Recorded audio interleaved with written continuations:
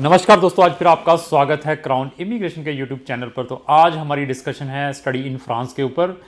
France से related आगे भी हमारी बहुत सारी वीडियो हमारे चैनल पर उसको ब्रोज करके देख सकते हैं, लेकिन ये जो मैं वीडियो बनाने जा रहा हूँ इसके अंदर एक मैं जनरल डिस्कस करूँगा स्टडी इन फ्रांस के ऊपर।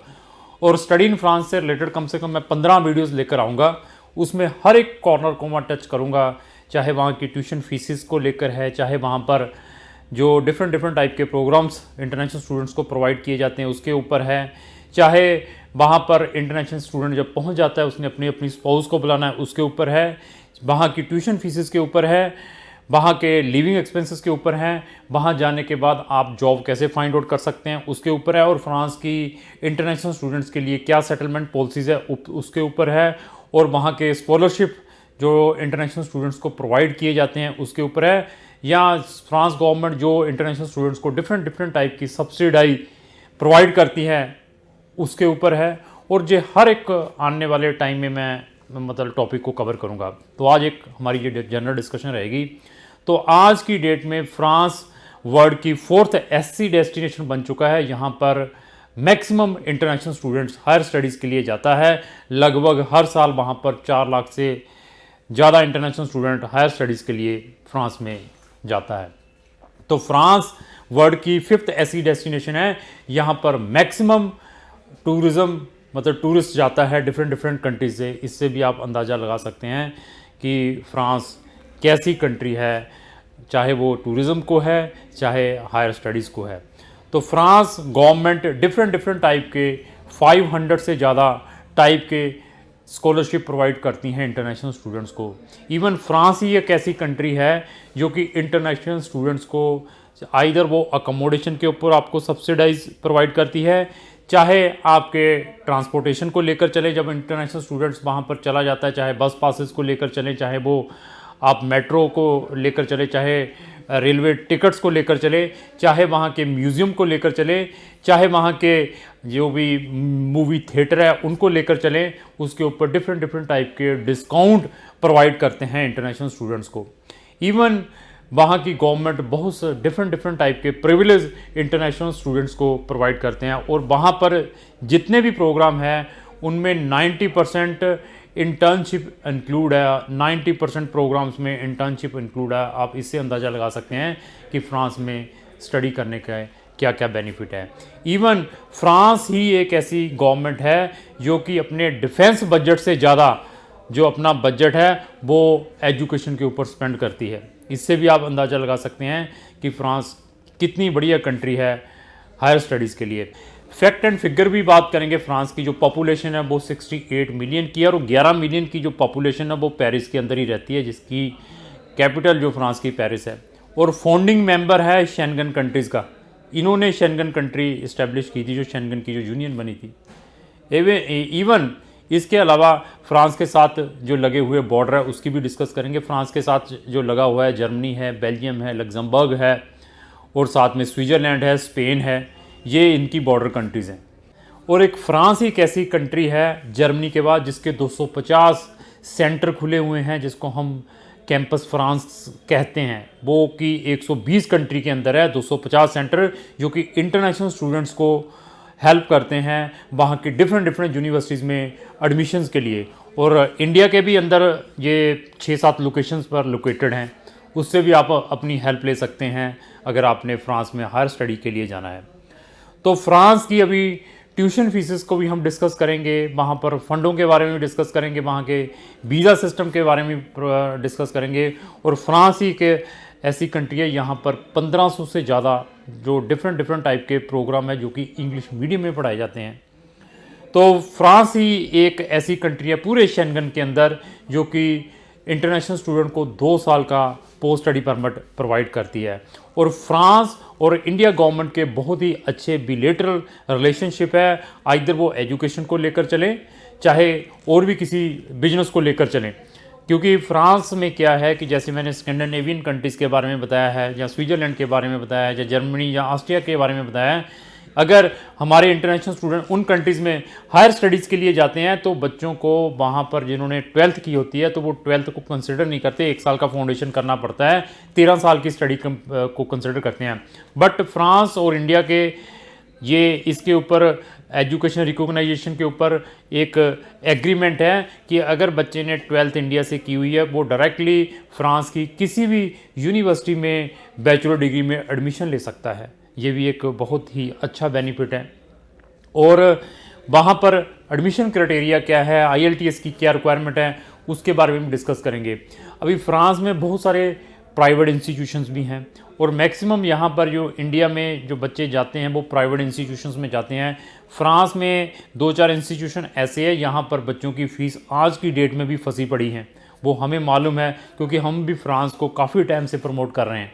तो फ्रांस में जिसने जाना है उसकी अगर प्रोफाइल अच्छी है तो विदाउट एनी प्रॉब्लम आपको वीज़ा मिल जाएगा।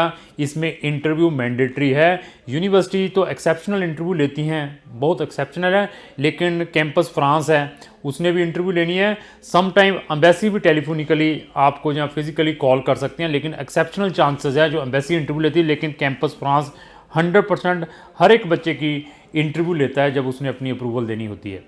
तो इसके डिफरेंट टाइप के सिस्टम है। अभी सितंबर का जो मेजर इनटेक है वो ओपन हो चुका है। उसमें हम आपका एडमिशन आपकी प्रोफाइल देखने के बाद आपको रिकमेंड कर सकते हैं कि आपको कौन सी प्रोग्राम में और कौन सी ऐसी कंट्री में डालना चाहिए जहां पर आपका शेंगन का वीज़ा आ जाए। तो फ्रांस ही एक ऐसी कंट्री है जो कि आफ्टर मास्टर डिग्री, अगर आप इंडियन सिटीजन हैं, क्योंकि फ्रांस और इंडिया के रिलेशन है, मैंने फिर बताया बिलेटरल रिलेशन है, अगर आप वहाँ से मास्टर डिग्री करते हैं तो फ्रांस गवर्नमेंट आपको 5 साल का टूरिस्ट वीज़ा प्रोवाइड करती है। इसका भी आप एक बड़ा बेनिफिट ले सकते हैं जो कि किसी भी शेंगन कंट्री में ऐसा एडवांटेज नहीं है। तो इवन जो प्रोसेसिंग टाइम है, अगर आप इंडियन सिटीजन हैं यहाँ पर अपना टूरिस्ट वीज़ा अप्लाई करते हैं तो उसका जो प्रोसेसिंग टाइम है वो 48 आवर्स है। 48 घंटे के अंदर फ्रांस गवर्नमेंट इंडियन सिटीजन को 48 घंटे में वीज़ा ग्रांट करती है। जो आपकी प्रोसेसिंग है वो 48 घंटे में करती है। इसी तरीके से जो स्टूडेंट वीज़ा है इसका प्रोसेसिंग टाइम भी बड़ा फास्ट है जब आपकी फ़ाइल एम्बेसी के अंदर पड़ जाती है। तो फ्रांस जाने के बहुत अच्छे बेनिफिट हैं और मैंने पहले भी बताया था कि वहाँ पर 90% जितने भी प्रोग्राम वहाँ पर गवर्नमेंट प्रोवाइड करती है या वहाँ की इंस्टीट्यूशन प्रोवाइड करती हैं वो कि इंटर्नशिप ओरिएंटेड है। हर एक प्रोग्राम में इंटर्नशिप है। वो प्रोग्राम कौन कौन से है वो मैं नेक्स्ट वीडियो में डिस्कस करूँगा कि अगर आप ह्यूमैनिटीज़ वाले स्टूडेंट हैं तो आपको किस टाइप के वहाँ पर प्रोग्राम मिल सकते हैं, कौन कौन सी इंस्टीट्यूशंस हैं, उनकी क्या क्या ट्यूशन फीसेस हैं और आपको वहाँ पर इंटर्नशिप कौन कौन सी कंपनीज़ में मिलेगी। इवन फ्रांस जो फ्रेंच लैंग्वेज है वो वर्ल्ड के अंदर टोटल कितने 7 कंटिनेंट हैं और 4 कंटिनेंट्स में फ्रेंच लैंग्वेज बोली जाती है।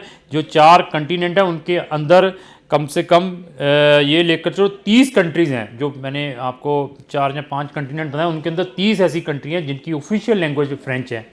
अगर आप उन फ्रेंच कॉलोनी से बिलोंग करते हैं तो उनके लिए डिफरेंट टाइप के प्रिविलेज वहाँ की फ्रेंच गवर्नमेंट प्रोवाइड करती है। और फ्रेंच सीखने के बाद मेरी बहुत सारी वीडियोज़ हैं, आपको डिफरेंट टाइप के बेनिफिट्स मिल सकते हैं। इवन मैंने बहुत सारी वीडियोज़ में पहले बता दिया हुआ है और इवन इसमें भी मैं रिपीट करता हूँ कि हमने यहाँ पर जर्मन लैंग्वेज और फ्रेंच लैंग्वेज का ऑलरेडी सेंटर ओपन कर दिया हुआ है जो कि हम A1 से लेकर V1 तक की आपको कोचिंग प्रोवाइड कर सकते हैं। वो भी आप एक एडवांटेज ले सकते हैं। इवन अगर आपको फ्रेंच लैंग्वेज आती है तो अगर आपने कनाडा की PR अप्लाई करनी है तो उसमें उसके एक्स्ट्रा पॉइंट मिलते हैं और बहुत ही अच्छे बेनिफिट है। इवन अगर आप ऑलरेडी फ्रांस में एज ए स्टूडेंट हैं, वहाँ से रीलोकेट होना चाहते हैं कहाँ पर, कनाडा में या स्पेसिफिकली क्यूबेक में, तो उसमें क्राउन इमिग्रेशन आपकी 100% हेल्प कर सकती है।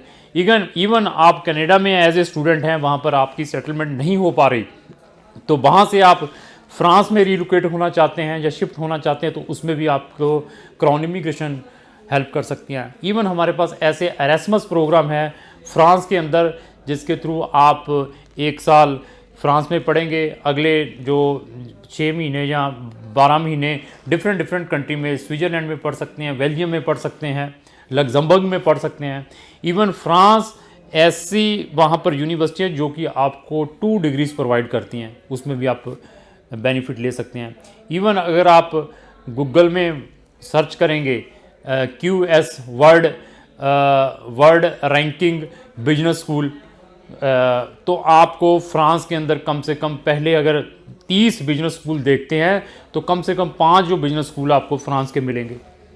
तो फ्रांस में अगर आपका हायर स्टडीज़ का टारगेट है तो क्राउन इमिग्रेशन आपकी 100% हेल्प कर सकती है। तो अगर आपने फ्रांस जाना है तो आपकी प्रोफाइल अप्रोप्रिएट होनी चाहिए। ये नहीं है कि आप 50% वाले हैं, इंग्लिश बोलनी नहीं आती, तो वो बच्चे हमें अप्रोच ना करें, उनको फ्रांस का वीज़ा नहीं मिलेगा, उनका एडमिशन आ जाएगा। क्योंकि फ्रांस के नाम पर भी कुछ गलत एजेंट सिर्फ बच्चों के वहाँ के प्राइवेट कॉलेजेस में एडमिशन ऑर्गेनाइज करवा देते हैं, फिर उनके फ़ीस भिजवा देते हैं, वो फ़ीस भी वहाँ पर फंसी रहती है। तो फ्रांस में जाने से पहले आप ये देखिए कि आपके अंदर कितनी कॉम्पिटेंसी है, कि आप इसके लिए एलिजिबल भी हैं या नहीं है। और इवन अगर आप 35 ईयर्स के भी हैं, 40 ईयर्स के भी हैं, लेकिन आपकी कम्युनिकेशन स्किल अच्छी हैं, आपके परसेंटेज अच्छे हैं, आपके पास IELTS है, तो फ्रांस में भी आपको विदाउट एनी प्रॉब्लम वहाँ का एडमिशन और वीज़ा मिल सकता है। तो फ्रांस से रिलेटेड अगर आपकी कोई भी क्वेरी है तो आप क्राउन इमिग्रेशन से संपर्क कर सकते हैं। और क्राउन इमिग्रेशन आने वाले टाइम में फ्रांस के ऊपर डिफरेंट टॉपिक के ऊपर कम से कम 10 से लेकर 15 वीडियोस लेकर आएगा। और इसी तरीके से हमारे चैनल के ऊपर कम से कम 600 वीडियोस हैं डिफरेंट टॉपिक के ऊपर। अगर उनको भी देखना चाहते हैं तो आप क्राउन इमिग्रेशन के चैनल को ब्राउज करके देख सकते हैं। और साथ में मेरी ये भी रिक्वेस्ट है कि जिन्होंने अभी तक मेरा चैनल सब्सक्राइब नहीं किया है वो मेरे चैनल को इमीडिएटली सब्सक्राइब कर लें और साथ में लगे हुए बेल आइकन को जरूर पुश करें। और लास्टली ये भी रिक्वेस्ट है कि अगर आपको ये मेरी वीडियो अच्छी लगी तो इसको लाइक एंड शेयर करना ना भूलें। Thank you.